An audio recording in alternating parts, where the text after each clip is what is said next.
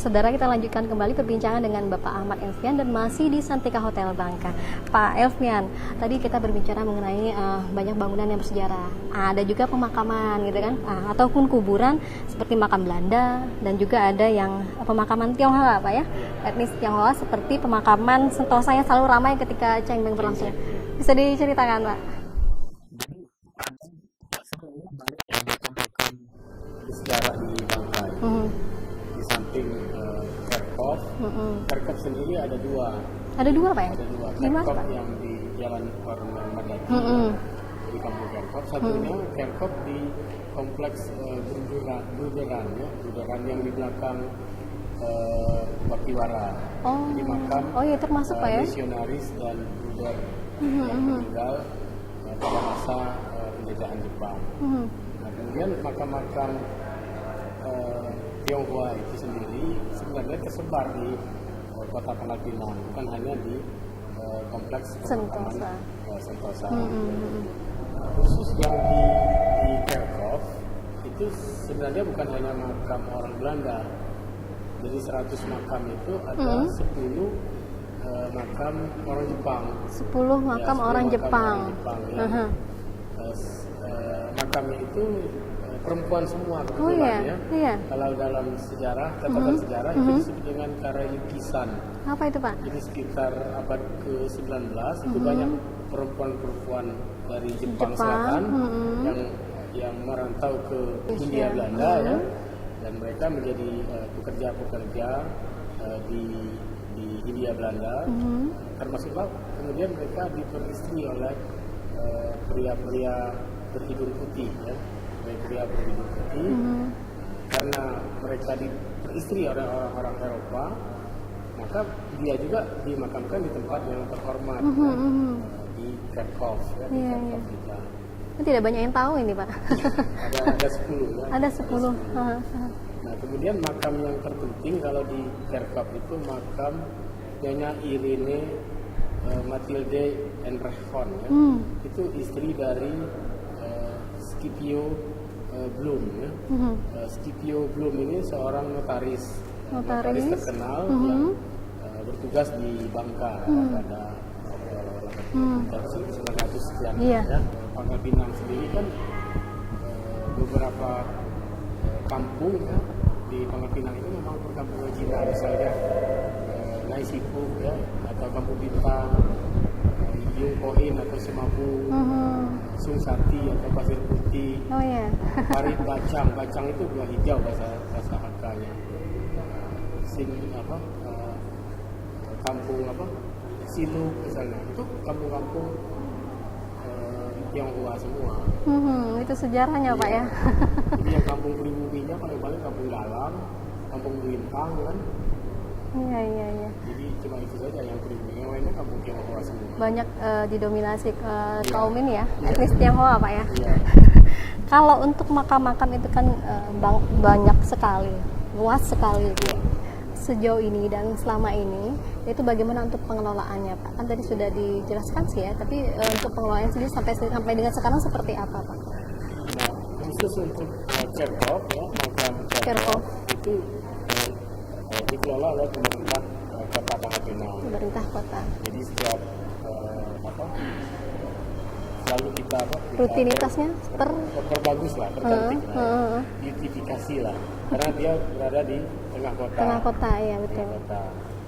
Nah, khusus untuk yang Kerkhof di kompleks Bruderan itu dirawat, dipelihara oleh keuskupan, karena di situ kan ada Bruder, kemudian para misionaris agama Katolik yang cukup berjasa ya di Bangka, dan mereka kan pada masa Jepang itu ditawan, dibuang ke Belalau, Linggau.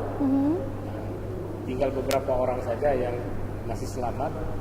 Kemudian sekitar tahun 60-an rangkaian kembali, kemudian dipindahkan ke kompleks Bruderan itu ya, di belakang rumah sakit Wakiwara. Nah, kalau yang yayasan yang kuburan Sentosa itu dipelihara, kalau dulu namanya Chunghua Kuyen. Jadi kita memfokuskan ya hanya orang-orang yang beragama Konghucu saja. Semua siapapun yang membutuhkan, memerlukan itu bisa dimakamkan di situ. Termasuk orang-orang Muslim ya. Silakan kalau mau dimakamkan. Nah, ini rencana mungkin Pak ya, atau harapan ke depan. Apakah ada rencana bagi kita untuk menjadikan kota Pangkal Pinang sebagai heritage city, Pak? Pangkal Pinang itu salah satu kota pendiri ya, bersama waktu itu dengan wali kota Solo, itu masih Pak Jokowi ya. Kita mendirikan jaringan kota pusaka Indonesia. Pada kapan nih Pak? Pada saat Pak Jokowi masih jadi wali kota Solo. Di Pangkal Pinang itu salah satu pendiri jaringan kota pusaka Indonesia. Tahun ini kita sedang menyusun rencana tata lahan dan bangunan RPDL ya, untuk kawasan pusaka Civic Center. Jadi mulai dari rumah Kapiten Lainam Sen itu sampai terus ke utara ya, sampai ke Hop Gebong ya, Van Zekenhuis, Bangkatin Wining itu Pangkal Pinang ya, yang kita kenal dengan sebutan rumah sakit itu ya, rumah sakit Timah itu akan kita susun ya PDL-nya menjadi satu kawasan yang kita sebut dengan kawasan pusaka Civic Center. Nah, mudah-mudahan nanti itu menjadi kawasan yang nanti setelah LPDL kan ada DED-nya ya, jadi kawasan bersejarah lah ya, yang menarik untuk presiden. Perlahan kan sudah mulai kita kembalikan ke bentuk asalnya. Mana yang tidak pas itu sudah kita perbaiki ya, kembali ke asalnya. Kemudian Taman Sari juga sudah mulai kita istilahnya beautifikasi ya, mempercantik Pak ya. Kita percantik lagi. Nah kemudian untuk Societat Concordia juga ya, Patiwangka itu kan ada rencana dari PT Timah untuk membangun masjid di situ agung, Pak. Ya. Itu Societat Concordia-nya akan mereka revitalisasi sehingga bentuknya kembali ke bentuk semula ya, bentuk asalnya sebagai salah satu lokasi tempat berlangsungnya konferensi Pangkal Pinang. Konferensi Malino tahun 1946. 1946. Ya. Oh ya. Jadi di samping perencanaan kita juga mulai melakukan revitalisasi terhadap bangunan.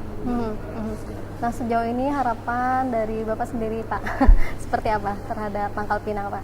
Harapan saya ya, yang paling utama itu adalah masyarakat Pangkal Pinang itu memahami bahwa kotanya itu adalah kota bersejarah. Nah, jadi punya kebanggaan tinggal di Pangkal Pinang ya, sebagai kota yang bersejarah, dan kebanggaan itu harus diwujudkan ya dalam bentuk tindakan ataupun perilaku bagaimana kita merawat menjaga kota ini agar tetap lestari ya. Nah, artinya juga punya tanggung jawab bersama Pak ya. Baik, untuk Pak Ahmad Elfmian, terima kasih atas kesempatan dan waktunya berbincang bersama kami Pak. Mudah-mudahan bisa menjadi pencerahan bagi masyarakat Pangkal Pinang. Ya. Saudara, demikian perbincangan kami dengan Kepala Dinas Kebudayaan Pariwisata Pemuda dan Olahraga Bapak Ahmad Elfmian. Semoga kita bisa menjaga segala bentuk peninggalan yang diwariskan kepada kita, karena bangsa yang besar adalah bangsa yang menghargai sejarahnya. Baik, saudara, dengan berakhirnya perbincangan ini, maka berakhir pula Kompas News Bangka Belitung hari ini. Jangan lupa nantikan selalu Kompas News Bangka Belitung setiap pukul 4 petang waktu Indonesia Barat. Sampai jumpa.